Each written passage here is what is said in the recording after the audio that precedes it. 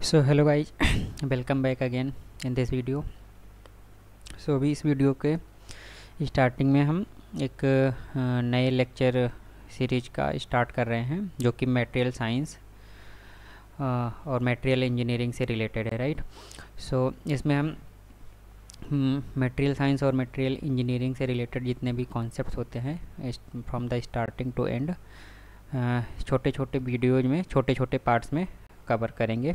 So starting with the material science and material engineering, तो पहले हमें सबसे ये मटेरियल साइंस और मटेरियल इंजीनियरिंग में क्या डिफरेंस होता है वो चीज़ को हमें समझना चाहिए, right.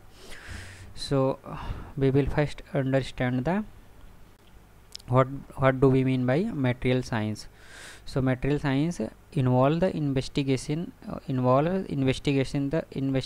the relationship that exist between the structure and property of the material.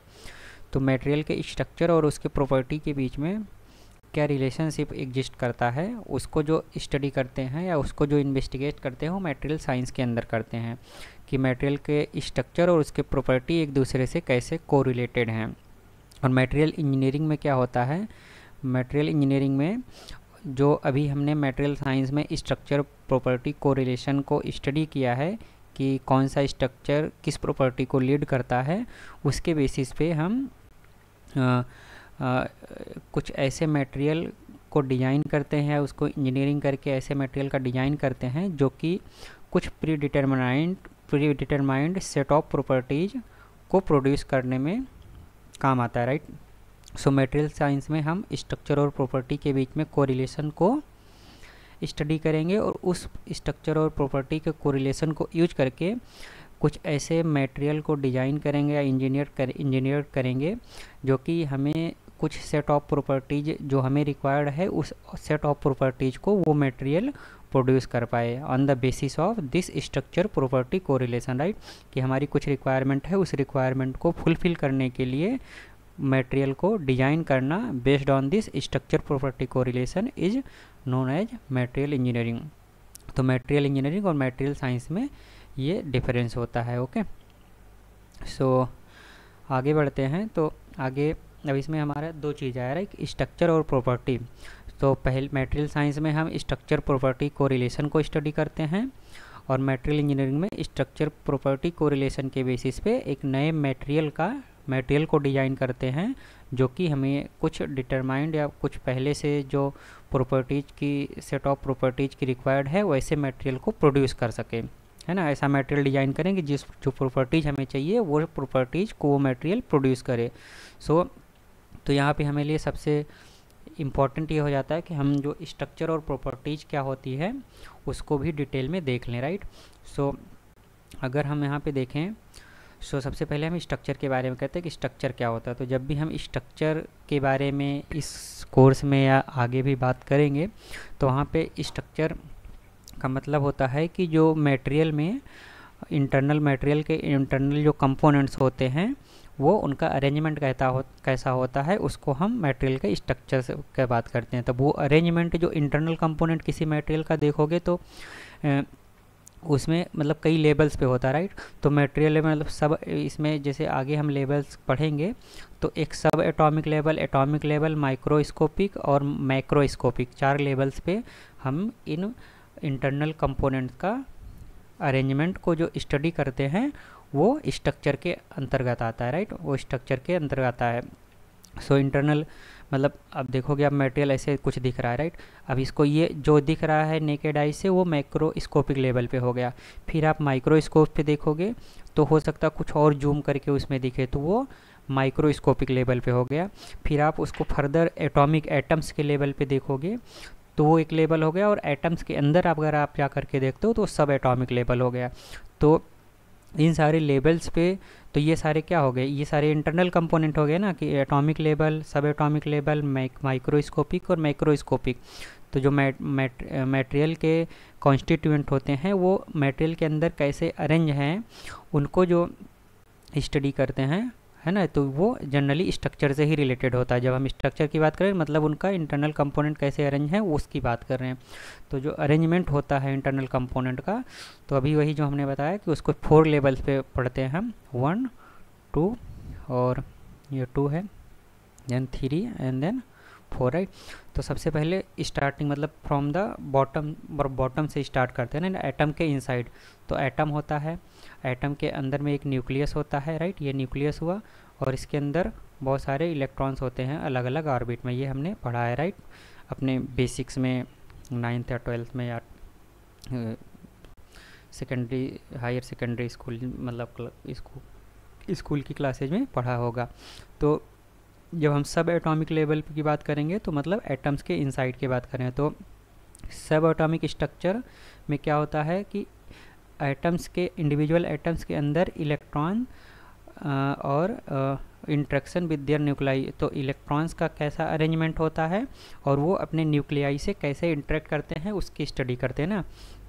तो जब हम सब एटॉमिक स्ट्रक्चर की बात करेंगे तो उसमें का मतलब ये हुआ कि हम जो इंडिविजुअल एटम्स के अंदर में इलेक्ट्रॉन्स होते हैं और वो इलेक्ट्रॉन्स न्यूक्लियाई के साथ कैसे इंटरेक्ट करते हैं उसके बारे में स्टडी करते हैं। और फिर हम जब एटॉमिक लेवल पे जाएंगे तो एटॉमिक लेवल पे एटम्स और मॉलिक्यूल एक दूसरे के रिलेटिव में कैसे ऑर्गेनाइज होते हैं उसको पढ़ते हैं ना। तो एटॉमिक लेवल पे जाएंगे तो अलग अलग एटम्स जो मतलब कैसे अरेंज्ड हैं, ये सारे एटम्स है, राइट, जो हम ये सर्कल बना रहे हैं। तो ये एटम्स एक दूसरे से, या मॉलिक्यूल्स भी इसको मान सकते हैं, तो एटम्स और मॉलिक्यूल्स एक दूसरे के रिलेटिव में कैसे ऑर्गेनाइज हुए हैं मटेरियल के अंदर में, उसको स्टडी करते हैं एटॉमिक लेवल पे। फिर अगर माइक्रोस्कोपिक लेवल पे जाएंगे तो हम यहाँ ग्रुप ऑफ एटम्स की बात करेंगे। तो एटॉमिक लेवल पे सिंगल एटम्स एक दूसरे एटम्स के नेबरिंग एटम से कैसे रिलेटेड है या कैसे ऑर्गेनाइज है उसके आसपास में, वो स्टडी करेंगे। बट माइक्रोस्कोपिक जब माइक्रोस्कोप के अंदर में देखेंगे तो उसमें हम ग्रुप ऑफ एटम्स को मतलब जो एंग्लोमरेटेड टुगेदर, तो ग्रुप ऑफ एटम्स के की स्टडी करते हैं हम माइक्रोस्कोपिक लेवल पे, है ना। तो microscopic meaning which is subjected to the direct observation using some type of microscope. तो जब माइक्रोस्कोपिक मतलब माइक्रोस्कोप के थ्रू स्टडी जो करेंगे मटेरियल का, उसके स्टक मतलब मटेरियल को जब देखते हैं तो जिस लेवल का जो इंस्पेक्शन होता है वहाँ पे ऐसा नहीं कि मतलब एटम्स भी दिख जाएगा, और ऐसा नहीं है कि जो हमें मतलब नेकेड आई से दिखे था वो दिखेगा, उसके बीच में हमें कुछ मतलब एटम्स का अरेंजमेंट या उसका दिखेगा। तो उसको माइक्रोस्कोपिक लेवल पे हम ग्रुप ऑफ एटम्स के रिलेटेड स्टडी करते हैं, ओके। फिर हम जब माइक्रोस्कोपिक की बात करते हैं तो माइक्रोस्कोपिक में हम नेकेड आई से जो होता है, जो मटेरियल ऑब्जर्व होता है नेकेड आई से, वो अरेंजमेंट की बात करते हैं। तो ये हमने 4 अरेंजमेंट सब एटॉमिक लेवल, माइक्रोस्कोपिक लेवल और मैक्रोस्कोपिक लेवल पे स्ट्रक्चर, मटेरियल के स्ट्रक्चर से क्या मतलब होता है उसके बारे में यहाँ पे जाना, ओके। सो मैक्रो और माइक्रो ये दोनों अलग टर्म है, ये आई थिंक आपने माइंड किया होगा। सो ये इसका मतलब ये हो गया। फिर हम आते हैं प्रॉपर्टी।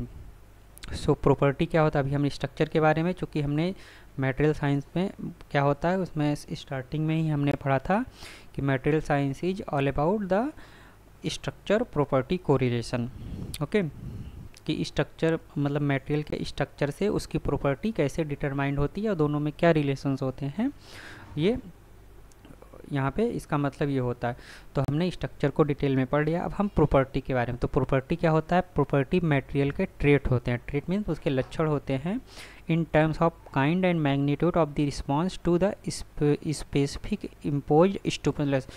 तो कुछ स्टिमुलस हम इम्पोज करते हैं मटेरियल में, तो वो मटेरियल उस स्टिमुलस में किस तरीके का और किस मैग्नीट्यूड का, राइट, काइंड मतलब किस तरीके का हो गया और मैग्नीट्यूड मतलब किस लेवल का, राइट, तो किस लेवल का और किस तरीके का वो रिस्पॉन्स किसी भी एक्सटर्नल स्टिमुलस के केस में मटेरियल रिस्पॉन्स करता है, वो जो मटेरियल का ट्रेट आता है उस कंडीशन में वो उसको प्रॉपर्टी बोलते हैं, राइट। तो property is a material trait in terms of the kind and magnitude of the response to the specific imposed stimulus.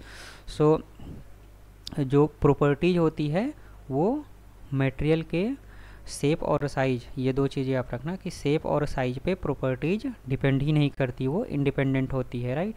तो मटेरियल की जो प्रॉपर्टीज होती है मटेरियल के शेप और साइज से इंडिपेंडेंट होती है। और प्रॉपर्टी क्या होता है, मटेरियल का ट्रेट होता है जो कि एक तरीके से मटेरियल का रिस्पॉन्स होता है, मतलब किस तरीके का और मतलब kind and kind terms of the kind in terms of the kind and magnitude of the response to a specific imposed stimulus।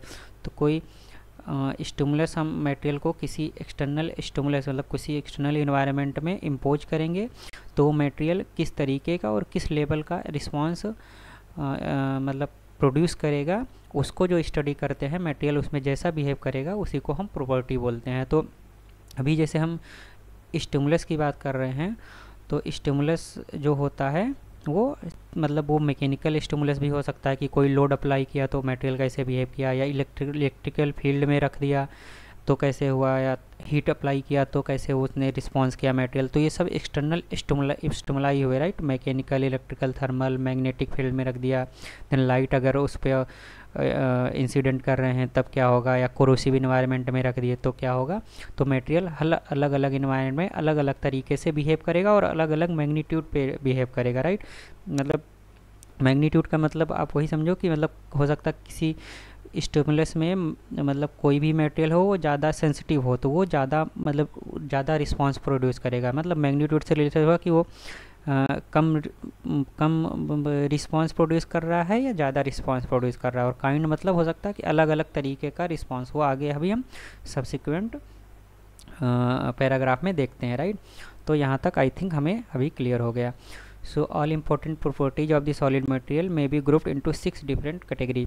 तो 6 डिफरेंट टाइप के एक्सटर्नल स्टिमुलस में मतलब एक्सटर्नल इन्वायरमेंट में मटेरियल को सब्जेक्ट किया गया और based on the response of the material in that environment हमने मटेरियल को मटेरियल की प्रॉपर्टीज, सारी प्रॉपर्टीज जो होती है मटेरियल की उसको छः डिफरेंट कैटेगरीज में उसको कैटेगराइज किया गया, ग्रुप किया गया। तो 6 कैटेगरीज जो 6 कैटेगरीज हैं डिफरेंट वो इस तरीके हैं। तो पहला मैकेनिकल है, then electrical, then thermal properties आती है, मैग्नेटिक प्रॉपर्टीज आती है, ऑप्टिकल प्रॉपर्टीज आती है, देन डेटेरियोरेटिव प्रॉपर्टीज आती है, राइट। तो एक एक करके इन प्रॉपर्टीज़ को हम आगे देखते हैं। सो जो प्रॉपर्टीज अभी हम पढ़ रहे थे, प्रॉपर्टीज क्या होता था, मटेरियल के ट्रेट्स होते हैं in the terms of the kind and the magnitude of the response under A external stimulus, right. तो ये हमने पढ़ा था मटेरियल होता है। तो प्रॉपर्टी कितने तरीके के हुई, 6 तरीके के, जो हमने बताया कि 6 अलग अलग इन्वायरमेंट में मतलब एक्सटर्नल इन्वायरमेंट में मटेरियल को रखने पर वो उसका जो रिस्पांस होता है उसको स्टडी करते हैं और सारी इंपॉर्टेंट प्रॉपर्टीज़ को इन 6 कैटेगरीज में ग्रुप किया गया है। तो पहली कैटेगरी उसमें से मैकेनिकल कैटेगरी आती है, तो मैकेनिकल प्रॉपर्टीज आती है। तो मैकेनिकल प्रॉपर्टीज़ में क्या होता है कि हम कुछ मैकेनिकल लोड मतलब कोई लोड अप्लाई करते हैं, कोई फोर्स एक्सटर्नली अप्लाई करते हैं किसी मटेरियल पे, तो वो मटेरियल डिफॉर्म होता है। तो उससे डिफॉर्मेशन और लोड का रिलेशन को स्टडी करते हैं। तो इसमें जो प्रॉपर्टीज आती है, इलास्टिक मॉडुलस आता है और स्ट्रेंथ आता है। तो इलास्टिक मॉडुलस क्या होता है, जब आप स्ट्रेस और स्ट्रेन कर्व देखोगे, राइट, तो ये स्ट्रेस और स्ट्रेन कर्व होता है। तो यहाँ पे क्या होता है कि ये हमारा स्ट्रेन होता है और ये स्ट्रेस होता है। तो जैसे जैसे हम लोड अप्लाई करते जाते हैं मटेरियल में स्ट्रेन आता है, मटेरियल मतलब डिफॉर्म होता जाता है।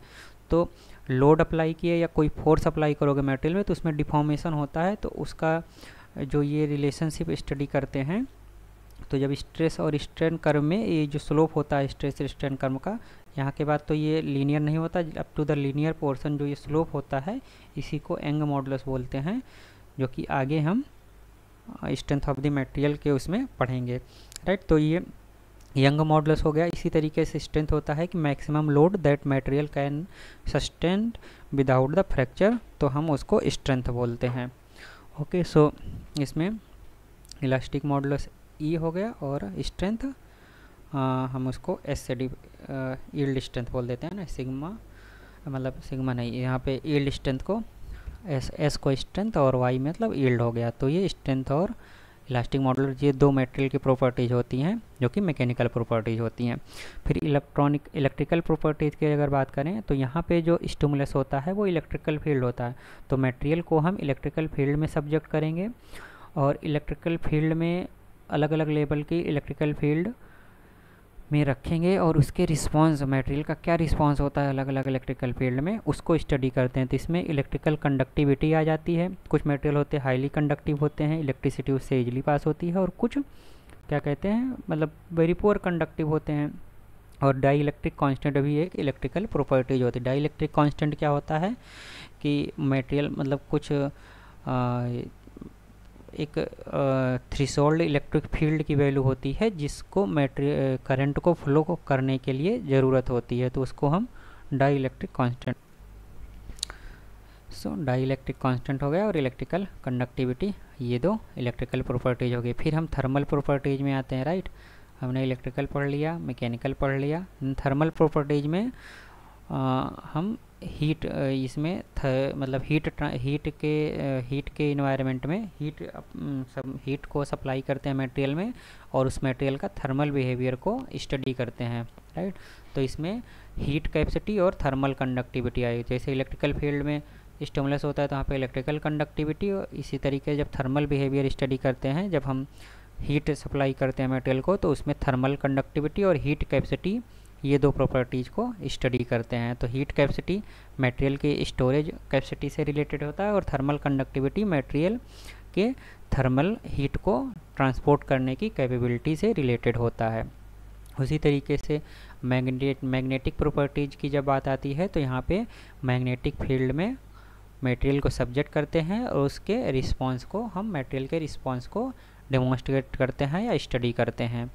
तो यहाँ पे मैग्नेटिक परमेबिलिटी आ जाता है और बहुत सारी ऐसी प्रॉपर्टीज होती हैं जो कि मतलब इस वाले क्या बोलते हैं मतलब इस लेक्चर से रिलेटेड नहीं है, मतलब इस कोर्स से रिलेटेड नहीं है, तो उसको हम यहाँ पे उतना डिटेल में नहीं पढ़ेंगे।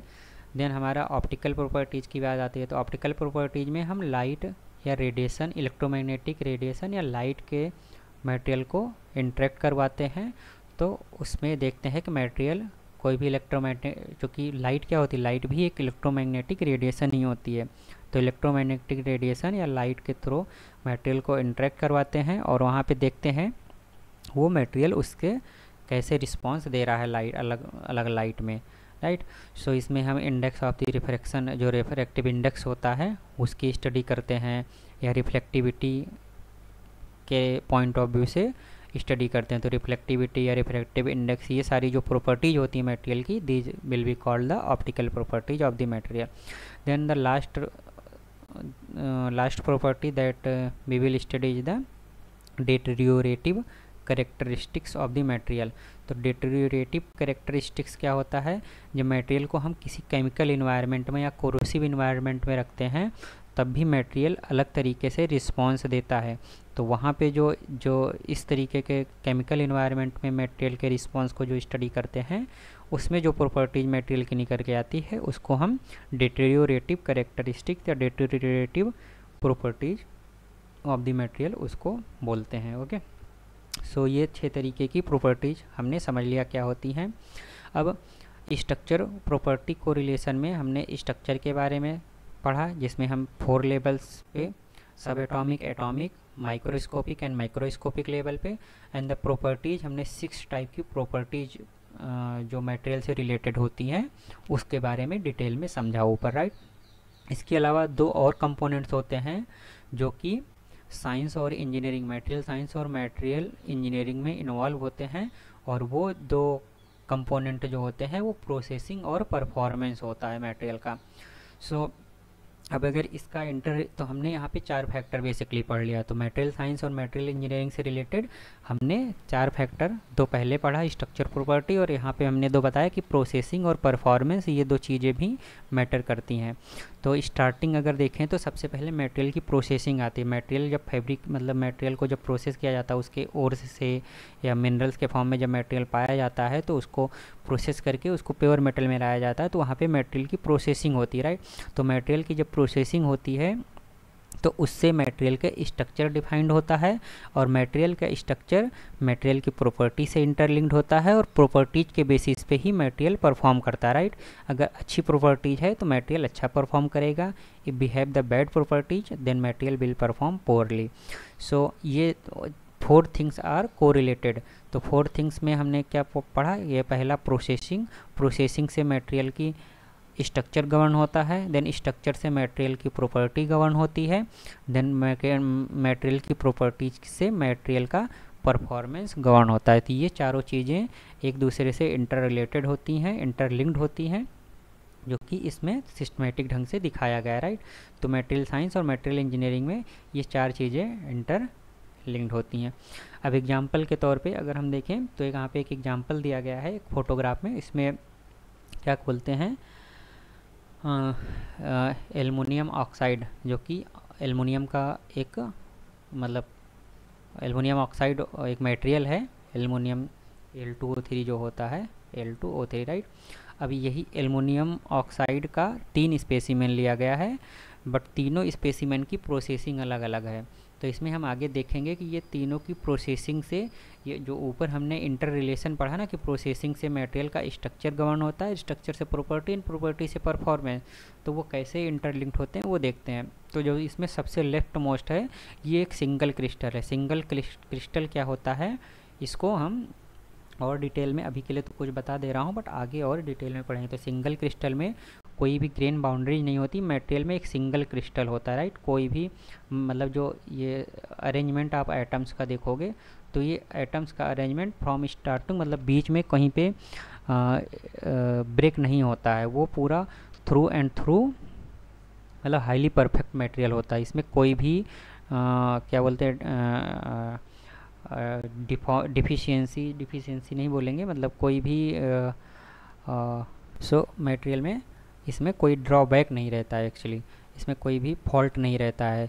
तो ये परफेक्ट मटेरियल होता है जो कि हाईली ट्रांसपेरेंसी को देता है, जैसे सिंगल क्रिस्टल है, पॉलीक्रिस्टल नहीं है ये, मतलब जो लेफ्ट मोस्ट स्पेसिमेन है इसमें पॉलीक्रिस्टल नहीं है, क्योंकि मतलब जब पॉलीक्रिस्टलाइन में क्या होता है, ये एक क्रिस्टल इधर आया मटेरियल में, दूसरा क्रिस्टल इधर आया, तीसरा क्रिस्टल मतलब तीसरा क्रिस्टल इधर हुआ, फोर्थ क्रिस्टल इधर हुआ, सब मिल करके ऐसे पॉलीक्रिस्टलाइन आइटम्स बनाते हैं। और हर एक क्रिस्टल की जो बाउंड्री होती है इसको हम क्या बोलते हैं, ग्रेन बाउंड्रीज बोलते हैं।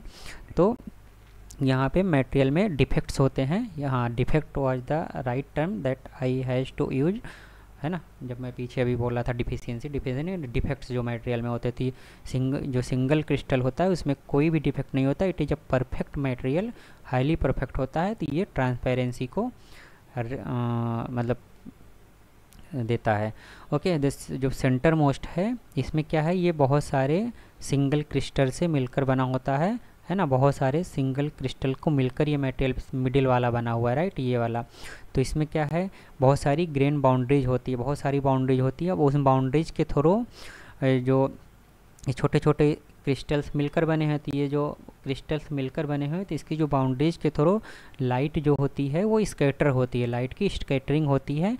तो स्कैटरिंग के बेसिस पे इसमें जो है ये मटेरियल ट्रांसलूसेंट हो जाता है, राइट, पूरा का पूरा ट्रांसपेरेंट नहीं रहता है। देखो आप देखोगे तो यहाँ पे पूरा फुल्ली ट्रांसपेरेंट है, और यहाँ पे मतलब हल्का हल्का धुंधला धुंधला दिख रहा है, राइट। तो उस लाइट की स्कैटरिंग की वजह से वो ट्रांसपेरेंसी ख़त्म हो जाती है। तो इसमें क्या है, पॉलीक्रिस्टलाइन हुआ। तो पॉलीक्रिस्टलाइन और सिंगल क्रिस्टल ये मटेरियल के प्रोसेसिंग से गवर्न होते हैं। मटेरियल को अगर प्रोसेस करके अगर सिंगल क्रिस्टल बना लेते हैं तो उससे ट्रांसपेरेंसी आ जाती है, क्योंकि उसमें स्ट्रक्चर अलग होता है मटेरियल का। तो यहाँ पे क्या हुआ, हमने प्रोसेस ऐसा किया कि सिंगल क्रिस्टल बना, तो सिंगल क्रिस्टल का स्ट्रक्चर अलग होगा, स्ट्रक्चर से उसकी प्रॉपर्टी जो कि ट्रांसपेरेंसी क्या है, ऑप्टिकल प्रॉपर्टी हुई, तो ये ट्रांसपेरेंसी गवर्न हुई और उससे उसका परफॉर्मेंस हुआ। परफॉर्मेंस मतलब इससे आप किसी भी चीज़ को देख सकते हो परफेक्टली। जबकि अगर हम देखें कि मटेरियल को अगर ऐसे प्रोसेस किए कि उसमें मल्टीपल क्रिस्टल्स आ गए और बहुत सारे क्रिस्टल से मिल करके वो मटेरियल अगर बन रहा है प्रोसेसिंग के बेसिस पे, तो उसमें ग्रेन बाउंड्री डेवलप होंगी जो कि लाइट को स्कैटर करेंगी और उससे मटेरियल ट्रांसलूसेंट बन जाएगा, राइट, पूरा का पूरा क्लियरली उसके थ्रू हम नहीं देख सकते हैं। देन फाइनली हमारा अगर देखें तो थर्ड में जो राइट स्पेसिमेन है उसमें नॉट मतलब इसमें छोटे छोटे क्रिस्टल ही नहीं कनेक्टेड हैं, बट उसमें क्या है, large number of very small pores and voids भी हैं। तो जो राइट साइड में स्पेसिमेन आप देख रहे हो इसमें इमेज में, इसमें मैनी क्रिस्टल्स से बनकर बना है, राइट। इसमें बहुत सारे क्रिस्टल्स हैं, बट क्रिस्टल्स के अलावा इसमें बीच बीच में बहुत सारे वॉइड्स हैं, बहुत सारी और भी डिफेक्ट्स हैं मटेरियल में, जिससे क्या हो रहा है कि और मल्टीपल स्कैटरिंग हो रही है मटेरियल में और मतलब इतना ज़्यादा स्कैटरिंग हो रही है कि जो लाइट हो रही है वो की सारी लाइट रिफ्लेक्ट हो रही है, right. These force also effectively scatter the reflected light and render this material opaque. तो ये मटेरियल बिल्कुल अपारदर्शी हो जाता है, इससे कुछ नहीं देता, मतलब बहुत ज़्यादा ही, मतलब ग्रेन बाउंड्रीज तो पहले वाले में, बीच वाले में क्या था, ग्रेन बाउंड्रीज केवल थी, बाकी और कोई डिफेक्ट नहीं था, तो केवल उसी से लाइट स्कैटर हो रही थी, तो उससे थोड़ा बहुत तो ट्रांसपेरेंसी थी, लाइक लिटिल। बट राइट वाले में क्या हुआ कि इसमें मेनी क्रिस्टल्स के साथ साथ बहुत सारे वॉइड्स और बहुत सारे और पोर्स भी आ गए, जो कि दूसरे डिफेक्ट्स होते हैं, पॉइंट डिफेक्ट्स, तो उसकी वजह से मटेरियल ओपाक्यू हो गया, राइट, जैसा कि आप फिगर में देख पा रहे हो। फिर हमें अब आते हैं कि मटेरियल साइंस और मटेरियल इंजीनियरिंग को पढ़ने की ज़रूरत क्यों होती है। तो पहली बात तो हमें इसीलिए पढ़ना चाहिए कि हमारे आसपास ना इतने टाइप के मटेरियल प्रेजेंट होते हैं, we have so many materials, so out of those materials we have to select the right material for our application, right. So to choose the right material for our application we need to have the knowledge of the material science as well as the material engineering, okay, so to get the right material of the list. So first thing that we will see that for choosing the right material out of the list, what will be the in service condition of the environment for which the material is going to be subjected. So material को मतलब material कैसी condition में वो मतलब होने वाला है, कैसा सर्विस प्रोवाइड करने जा रहा है, किस कंडीशन में, वो हमें पता होना चाहिए, जो कि हमें उससे क्या होता है कि हमें पता चल जाता है, we will came to know what types of the properties be are required for this material. तो हमें मटेरियल कैसे इन्वायरमेंट में सर्विस प्रोवाइड करने जा रहा है, तो वो अगर इन्वायरमेंट का नॉलेज हमें है तो हमें ये पता चल जाएगा कि मटेरियल कि किस लेवल की या कैसी प्रॉपर्टीज हमें चाहिए, है ना। अब इसमें देखते हैं, मतलब इसमें ये बोल रहा है कि कोई भी मटेरियल होता है उसमें आइडियल कॉम्बिनेशन ऑफ प्रॉपर्टीज को सिंगल मटेरियल नहीं पोजेस करता है, राइट।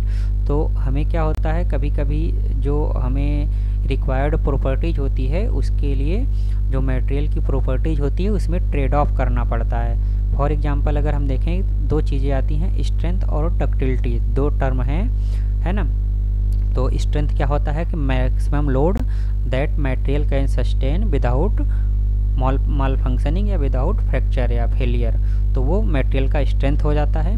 और डक्टिलिटी क्या होता है, maximum deformation that can occur in a material without the failure, है। मटेरियल मतलब मैक्सिमम कितना डिफॉर्म हो सकता है विदाउट फेलियर, तो उसको हम डक्टिलिटी बोलते हैं। देखिए दोनों जो प्रॉपर्टीज होती हैं वो कॉन्ट्राडिक्ट प्रॉपर्टीज होती हैं। कॉन्ट्राडिक्ट इन द सेंस कि जिस मटेरियल की स्ट्रेंथ बहुत ज़्यादा होगी वो डक्टाइल बहुत कम होगा, और जो मटेरियल सब बहुत ज़्यादा डक्टाइल होगा उसकी स्ट्रेंथ कम होगी, राइट।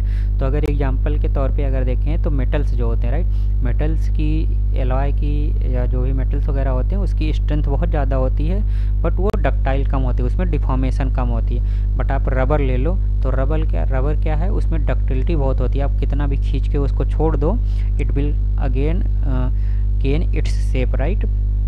सो वो डक्टाइल बहुत है बट उसकी स्ट्रेंथ नहीं है, स्ट्रेंथ तो वो कोई भी लोड अप्लाई करोगे तुरंत डिफॉर्म हो जाएगा ना, रबड़ तो किसी भी शेप में ले लेगा।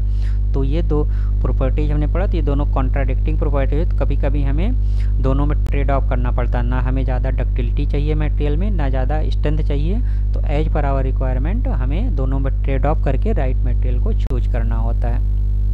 तो वो चीज़ें कैसे पॉसिबल होगी, वो चीज़ें जब हमें मटेरियल साइंस और मटेरियल इंजीनियरिंग का नॉलेज होगा तभी वो चीज़ें हम परफेक्टली चूज कर सकते हैं, ओके। फिर दूसरी चीज़ आती है कि मटेरियल की प्रॉपर्टीज में क्या डिटेरिएशन होने वाला है जब ये मतलब ऑपरेट करेगा उसकी सर्विस इन्वायरमेंट में। तो मटेरियल अपने सर्विस इन्वायरमेंट में जब ऑपरेट करेगा तो मटेरियल की प्रॉपर्टीज में क्या डिटेरिएशन होगा, वो डिटेरिएशन हमें स्ट्रक्चर प्रॉपर्टी ये मटेरियल साइंस और मटेरियल इंजीनियरिंग के नॉलेज से ही पता चलेगा, राइट। तो जैसे अगर एग्जांपल के लिए देखें तो मैकेनिकल स्ट्रेंथ जो होती है मटेरियल की, वो जब हम एलिवेटेड टेम्परेचर, मान लो कोई मटेरियल नॉर्मल रूम टेम्परेचर पे कुछ स्ट्रेंथ प्रोवाइड कर रहा है, राइट, मान लो 600 MPa 700 MPa की स्ट्रेंथ प्रोवाइड कर रहा है, राइट। बट जब हम उसको हायर एलिवेटेड टेम्परेचर, ये मान लो इतना 25 डिग्री पे बोल रहा है, राइट। बट हम मान लो उसको 200 डिग्री पे 200 डिग्री पे इसी मटेरियल को प्रोवाइड करते हैं, तो इसकी स्ट्रेंथ मान लो हो सकता है 200 MPa हो जाए, राइट। तो हायर एलिवेटेड टेम्परेचर पे या हायर टेम्परेचर पे या कोरोसिव इन्वायरमेंट में मटेरियल की जो प्रॉपर्टीज होती है, उसकी स्ट्रेंथ होती है, वो घट जाती है। तो यही बोल रहा है कि सर्विस ऑपरेशन में मटेरियल की जो प्रॉपर्टी डिटेरियोरेट होती हैं, वो भी हमें क्या कैसे पता चलेगा, जब हमें मटेरियल साइंस और मटेरियल इंजीनियरिंग का थ्रोली नॉलेज हो, राइट।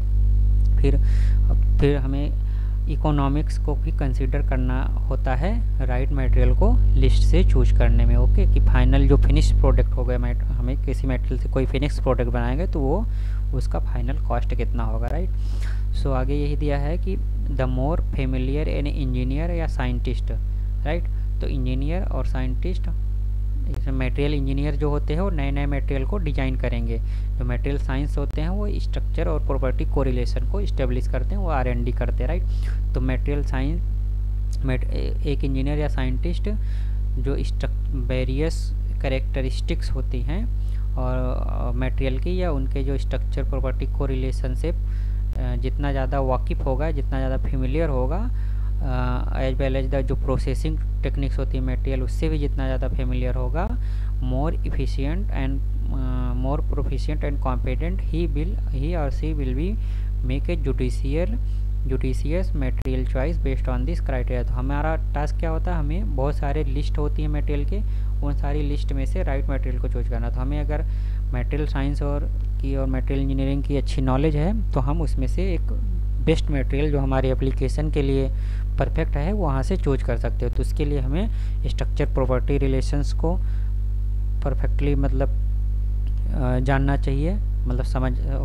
फेमिलियर होना पड़ता है, और मटेरियल की डिफरेंट जो प्रोसेसिंग टेक्निक्स है उससे, है ना। तो इन सब से अगर हम फेमिलियर हैं तो हम एक राइट चॉइस ले सकते हैं, ओके।